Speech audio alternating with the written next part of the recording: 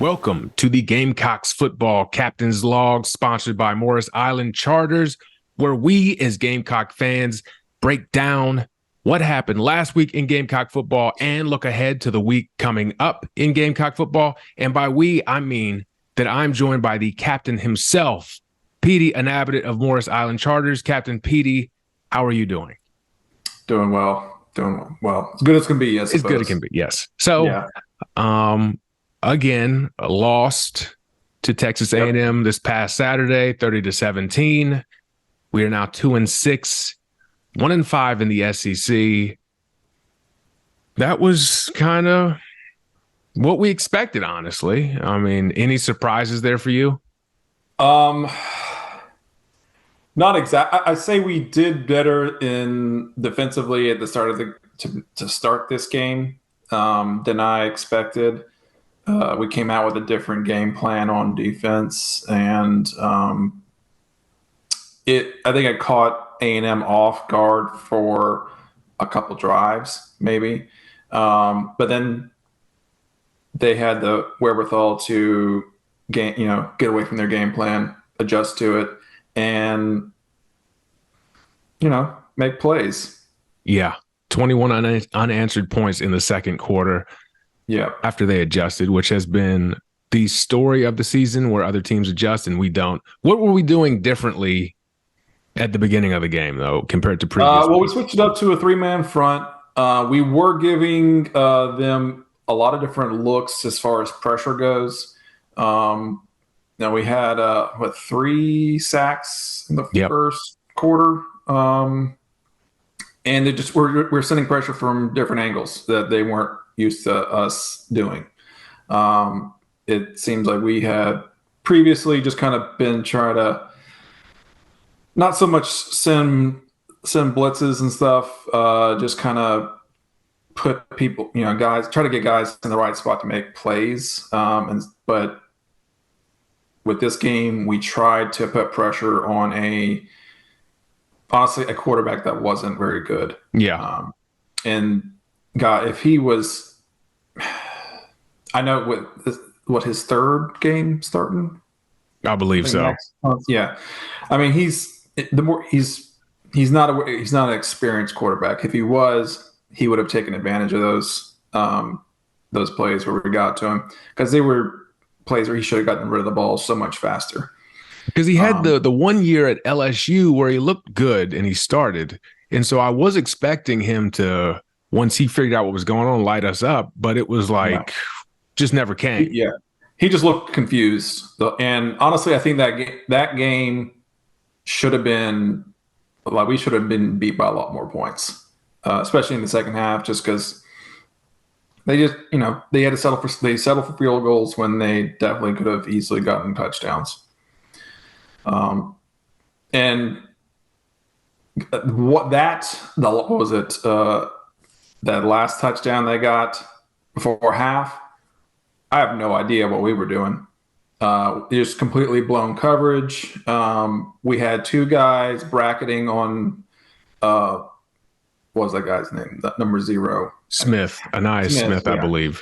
Yeah. And we had 2 guys on him, and they keep running towards the end zone, and he goes to an out, and nobody goes with him. What are we doing?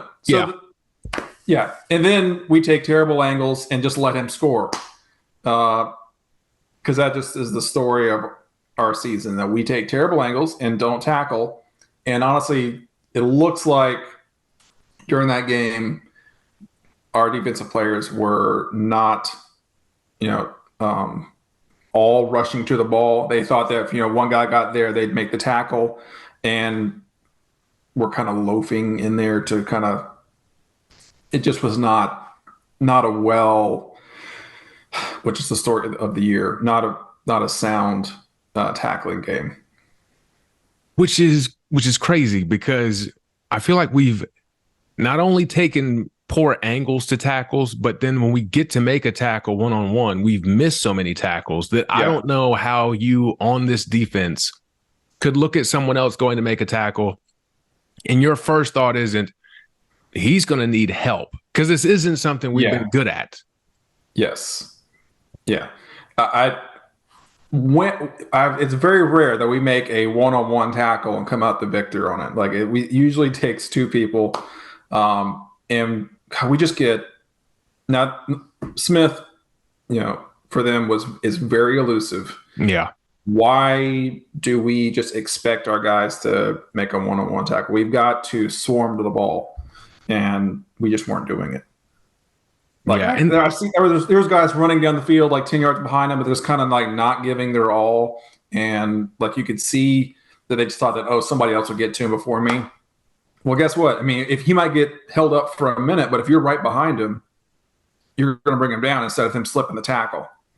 It's just frustrating. Yeah.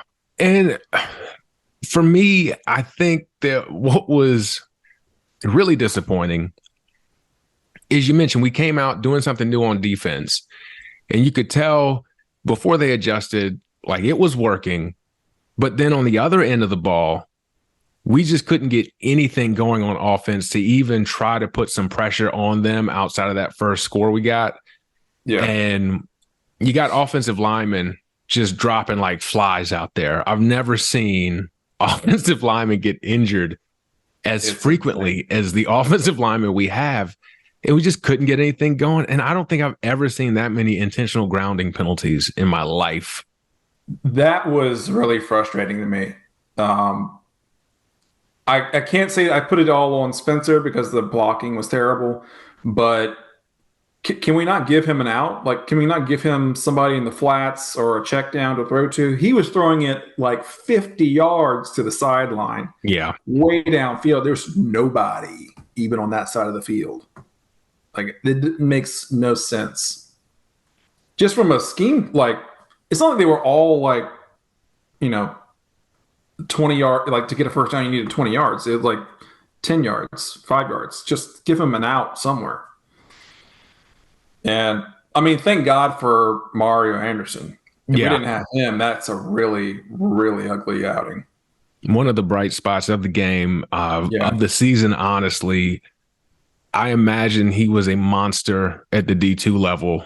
Yeah. Because he's running in the SEC like he is. Over people. Yes. 72 yards on 16 carries.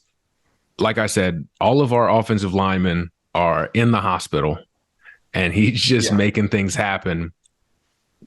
And then some other bright spots like Nick Harbor had a big time drop. Came back. You saw Rattler on the sideline picking him up and everything, making sure he was keeping his head in the game. Came back, just kept making catches. I love seeing him get reps. You can see him growing. Yes. On the defensive side of the ball, TJ Sanders, he's a monster. Debo Williams had a really good game. Yeah. There were some positives, but overall, it just kind of underwhelming performance. Yeah. It's nice to see Nick, get into it. However, make some plays. There was, other outside. I mean, he played really well, and what that looks like in the future, I think, really good. Yeah. The only thing about him I don't particularly like is that he's so big that his strides take like 10 yards. So he can't make like sharp cuts and stuff like that. But maybe that gets better, as we go on. I would really like to see us throw down the field more to him. He's so large. How are we not using that to our advantage? And then Xavier Legette obviously is still not 100%. Yeah, banged up. We just could not. He couldn't get anything going, really. I think he had one good catch, but we've got to find more threats on offense other than Anderson and Harbor. Trey Knox, the announcers were really high on him during the game. I couldn't understand why. Clearly don't watch the show. I actually I think he caught a touchdown. Joshua Simon, his backup. I like him a lot because I do too. He'll catch the ball and he will break a tackle. Yes. Which is, Trey, if you're listening, maybe try it. Like, You don't have to get tackled as soon as someone touches. This isn't two-hand touch. You don't have to go down. Yeah, it's not flag football. No. You're allowed to shake somebody or run through them. Yeah. Yeah. Give it a shot. So yeah, like I like Simon. I'd like to see him get some more touches. Harbor, I think it might be tough for him with the strides because he's not naturally a wide receiver. Yeah. First of all, and then he's a track guy too, which is that's straight lines. So you run the 100, you're only going in a straight line. Yeah. But there's enough there to take advantage of that. I mean, he's got huge with Olympic speed. Downfield. Yes. Go. Just go. So, underwhelming. Couple of positives to take. We're moving ahead. Jacksonville State Gamecocks, coached by Rich Rodriguez, taking them on Saturday at Williams-Brice, noon, going to be on ESPNU. They're 7-2. They've been making some noise in Conference USA. They have. And it took me until, 2 weeks ago to realize that they were in the FBS. That was news to me, too. I had no idea. Also, I thought they were in Jacksonville, Florida. So, yes. Yay on me. Really paying attention to the college football. Our opponents. But honestly, I mean, they are on a roll. I think they lost to Liberty and Coastal, I believe. Yeah, not bad teams. Yeah. So they haven't blown a lot of people out. I think they blew out FIU, but these are all wins on the FBS level. So It's not like this is a gimme game. But when I saw so you said that they run this option offense and read option offense, which can be a difficult historically for us. Yeah. We are terrible against the option. What's good about it is size-wise. It's not something where they're going to run it down our throat. We've got speed on defense, and we can match up if we follow our assignments. Are we doing what we're supposed to? We'll make plays, and that is going to be the determining factor in this game because I think we'll score points no matter what. Defensively, it's like, can we stop them from running over, tricking us on plays and us getting out of position?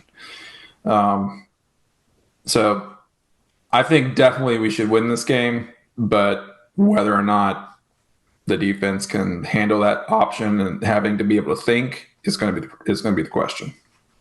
Yeah, so that's my big concern too. An up-tempo spread option offense with a lot of zone reads. I haven't seen a lot from us this season that would say we're disciplined enough to handle that. And we just talked about the tackling too. So I'm worried. I do think we can outscore this team, but I don't think it's a great matchup. Defensively, they're 8th in the nation in rushing, 217 yards a game.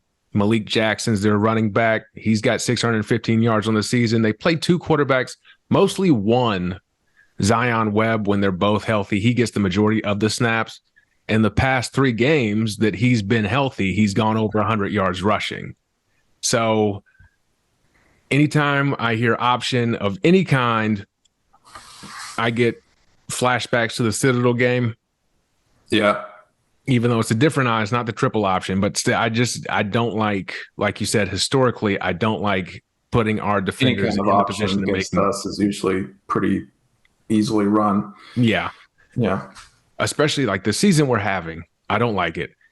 Yeah. I do think we can outscore them. Like you said, like we should be bigger and more physical than them, even with our offensive line problems. Right.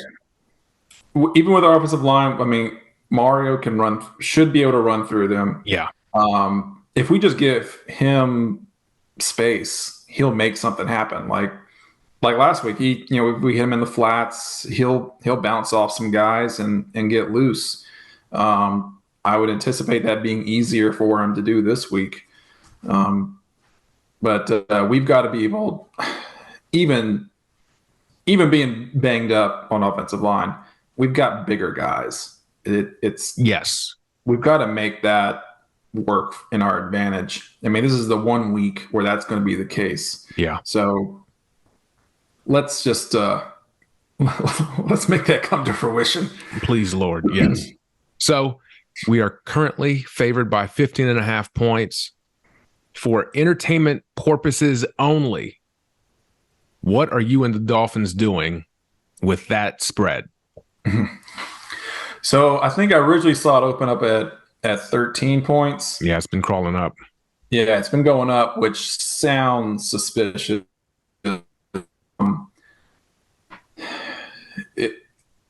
If it were, if we win by 14, I think that's probably more realistic than winning by more than 15. Yeah. So, not to be the eternal pessimist, I really think that I would put my entertainment purposes on the Jacksonville Gamecocks. Yeah, I do think we win. I'm gonna have to see us win by more than 2 touchdowns to believe it, just with the way things have been trending. And honestly, that's more of a concern with the defense, like we've been talking about, right? Than the offense. Their defense isn't terrible. I mean, Conference USA, yes, lower level. They've got 30 sacks and 11 interceptions in the 9 games they've played. But man, if we can't give the ball to Mario, they have not played a quarterback like Spencer Rattler. They haven't seen a receiver like Harbor. If Legette's healthy, like if we can't put up points on them, what are we doing? Yeah, we don't. If we can't put up points on them, we don't deserve to play Vandy. Yeah, exactly. Or Kentucky. Like let's go ahead and shut it down. Yeah. Did you see anything last week going back there other than the initial how we started the game on defense differently? Did you see anything else that might give you any confidence in the coaching staff in particular? I would say at least they tried something different on defense. It worked for a minute, but we still didn't, the end game adjustments are still not there. Yeah. And I don't know what to say about the coaching staff. I still think that Clayton's got to go, regardless of injuries and everything. Just there's not been any. I know we're playing a lot of freshmen, and I get it, but we're not doing the fundamentals right at this point. Yeah. So still don't love some of the plays we called on offense too, but it's not a glaring black eye yet, like the defense. Yeah. And I think at this part of the season, obviously you still want to try to make a bowl game. That looks incredibly hard. Yeah. But I think you still have to finish on a high enough note so that kids don't start transferring out and the recruits stay with their commitments. That's my biggest concern, is that we're going to start losing recruits and also having guys leave because they don't have any faith that we'll win games next year. And that's the scary thing, because we already have a tough enough schedule next year too. Yeah. Yeah. So and if that starts happening, then you might have to just clear house altogether, because you can't, if the recruits and the current players don't have faith in the coaching staff, then in this day with the NIL and all that kind of stuff, there's done. No way to keep them. No, you are done. Yeah. So to me, that's the concern moving forward. I've adjusted my expectations, and a big win against a Jacksonville State when they're having Spurrier out to honor him and everything. So you get the nostalgia going. A big win this weekend puts us in the right headed in the right direction for that. And I do not want to think about what a loss would do. Question for you. So Yes. since Spurrier is going to be there, come halftime, if we're underperforming, do you think they let old ball coach come in and call the second half? You got to dust off the old visor, get the headset, get the headset that's ready to be thrown too, because that was just. I would let him do it simply because, hey, it worked.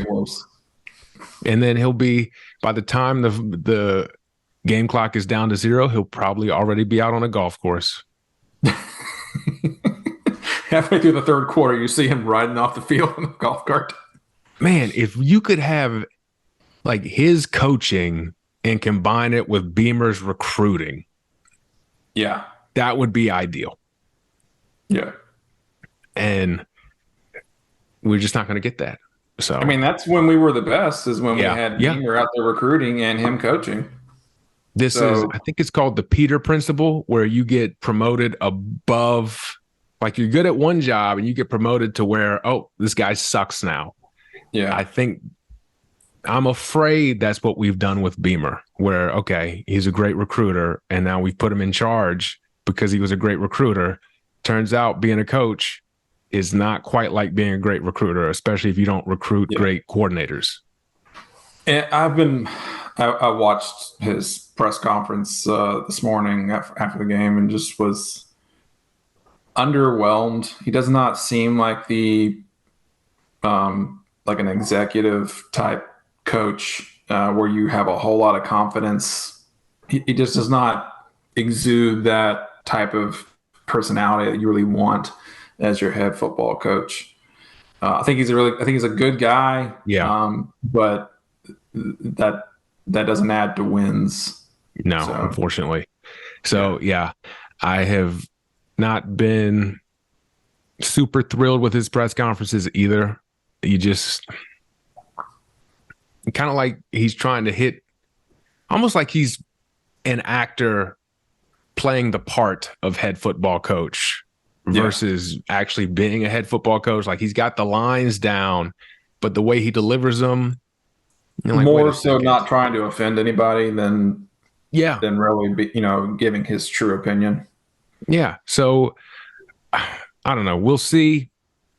Also, like I do with the players, you give players chances to develop, and you should also do the same for coaches, even though I know the landscape, everyone thinks you can come in and win immediately and this, that, and the other. But hopefully this is something he can grow into, especially if we're not going to get rid of him. Then he has to grow into it, or I'm going to cry a lot. He's got to do. I mean, next year has to be different. He's got to do something. He's got to change up a lot, in my opinion, next year. But you can't have another, 2-6 start to the season next year, or he might not make it to survive that 2025. So completely agree. But we're focused on this year. We're thinking we got a victory, Jacksonville State this Saturday. Did we miss anything? Did we leave anything out?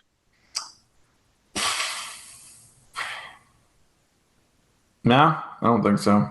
We never do. That's impressive. Yeah. So it's great for us. Once again, another perfect show.